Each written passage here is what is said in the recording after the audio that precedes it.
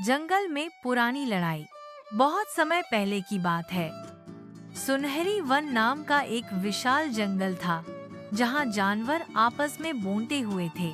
हर जानवर अपने ही झुंड के साथ रहता और दूसरों से दूर दूर। हाथी, शेर, हिरण, बंदर, लोमड़ी सबने अपने अपने इलाके बना लिए थे। कभी किसी नाले पर लड़ाई होती, कभी किसी फलदार पेड़ को लेकर झगड़ा। इस जंगल में सबसे बूढ़ा और समझदार जानवर था हाथी बबलू दादा।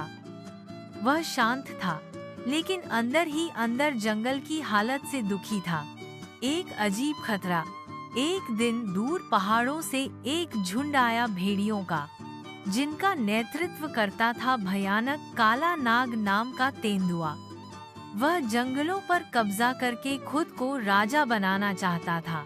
काला नाग बोला, तुम सब जानवर आपस में लड़ते रहते हो, अब ये जंगल मेरा होगा। जंगल में हड़कंप मच गया, लेकिन कोई एक दूसरे की मदद के लिए तैयार नहीं था। बंदर बोले, हम तो शेरों की मदद नहीं करेंगे, उन्होंने कभी हमें अपने तालाब से पानी नहीं पीने दिया। हिरणों ने कहा, लोमड़ियों ने हमसे झाड़ियों के फल छीन लिए थे, हम उनके लिए क्यों लड़ें? हाथी बबलू दादा चुपचाप सब सुनते रहे। हाथी की कसम, रात को बबलू दादा ने जंगल के सभी जानवरों की एक गुप्त बैठक बुलाई।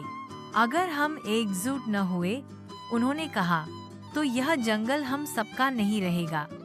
मैं हाथी की कसम खाता हूँ, जब तक तुम सब एक साथ नहीं आओगे, मैं एक कदम भी नहीं चलूंगा। सभी जानवर चौंक गए। बबलू दादा जैसे बड़े और ताकतवर हाथी का यूं रुक जाना किसी चेतावनी से कम नहीं था। समझदारी की शुरुआत लोमड़ी सोनी ने सबसे पहले पहल की। हमने जो गलती की है, हमें माननी चाहिए। फिर बंदर मोंटी बोला, अगर लोमड़ी हमारी मदद करें, तो हम भी पीछे नहीं हटेंगे। धीरे धीरे सारे जानवर एक दूसरे से माफी मांगने लगे और जंगल में पहली बार एक एकता सभा का आयोजन हुआ। बबलू दादा ने मुस्कुराकर कहा, अब तुम तैयार हो जंगल को बचाने के लिए? जंगल की रक्षा। अगले दिन जब काला नाग और उसके भेड़िए हमला करने आए, तो उन्हें सामने दिखा एक साथ खड़े हुए सारे जानवर।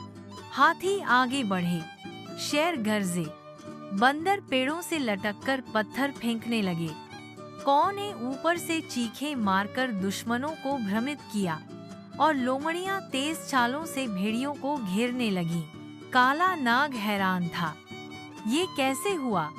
ये तो आपस में लड़ते थे, लेकिन अब कोई अलग नहीं था। एकता की ताकत के आगे काला नाग हार गया। नया जंगल, नया कानून, जंगल जीत गया। लेकिन इस बार कोई एक राजा नहीं बना। हाथी बबलू दादा ने प्रस्ताव रखा, अब से इस जंगल का राजा कोई नहीं होगा, हम सब मिलकर जंगल के संरक्षक, गार्डियंस होंगे। हर जानवर को एक जिम्मेदारी दी गई। शेर सुरक्षा के लिए, हाथी पानी और रास्तों की देखभाल, लोमड़ी सलाह और योजना, बंदर संदेशवाहक, हिरण पेड़ और पौधों की निगरानी। सभी ने मिलकर हाथी दादा की कसम को निभाया और जंगल में फिर कभी कोई झगड़ा नहीं हुआ। नैतिक शिक्षा, जब तक हम बोलते रहेंगे, कोई भी हमें हरा सकता है, लेकिन जब हम एकजुट होते हैं, तब कोई नहीं जीत सकता।